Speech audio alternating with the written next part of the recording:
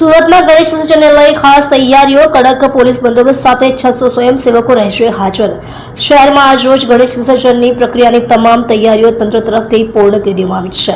શહેરના 21 જેટલા કૃત્રિમ તળાવ પરથી 5 ફૂટ સુધીની પ્રતિમાઓનું વિસર્જન થવાનું છે, જ્યારે 5 ફૂટથી વધુ ઊંચાઈ ધરાવતી પ્રતિમાઓનું ડુમસ, હજીરા અને હજીરા દરિયામાં વિશાળ ક્રેન મારફતે વિસર્જન કરવામાં આવશે। સુરત શહેર ગણેશ ઉત્સવ સમિતિ, પાલિકા અને શહેર પોલીસ દ્વારા સંકલન કરી આજ રોજની તમામ તૈયારીઓનું હાલ નિરીક્ષણ પણ કરી લેવામાં આવ્યું છે। ગણેશ વિસર્જનની પ્રક્રિયા ઝડપભેર રીતે પાર પડે તે માટેની અપીલ સુરત શહેર ગણેશ ઉત્સવ સમિતિ દ્વારા શહેરના ગણેશ મંડળોને કરવામાં આવી છે।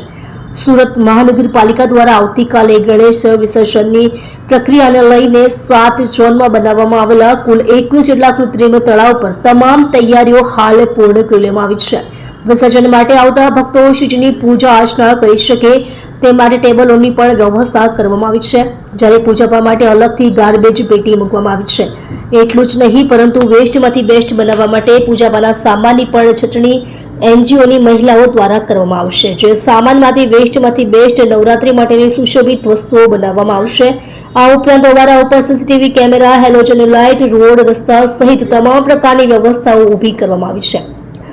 વિસર્જન પ્રક્રિયા દરમિયાન કોઈ અનિચ્છનીય ઘટના ન બને તે માટે તમામ ઓવારા પર સુરત મહાનગરપાલિકાના ફાયરના જવાનો અને રેસ્ક્યુ બોટ સ્ટેન્ડ બાય મૂકવામાં આવી છે, જે ફાયરના જવાનો દ્વારા ગણેશ વિસર્જનની પ્રક્રિયા ઉપર સતત નજર રાખવામાં આવશે। આ સાથે જ ગણેશ વિસર્જનની પ્રક્રિયામાં જોડાનાર તમામ સ્વયંસેવકોને લાઈફ જેકેટ પણ પૂરા પાડવામાં આવ્યા છે। મોટી પ્રતિમાઓના વિસર્જન માટે શહેર પોલીસ દ્વારા જે તે ગણેશ મંડળોને રૂટ નક્કી કરી આપવામાં આવ્યા છે। આ વખતે પણ જીપીએસ સિસ્ટમ મુજબ જ રૂટ પ્રમાણે ગણેશ મંડળોએ મોટી પ્રતિમાઓનું વિસર્જન જે તે નક્કી કરેલા ઓવારા ઉપર કરવાનું રહેશે।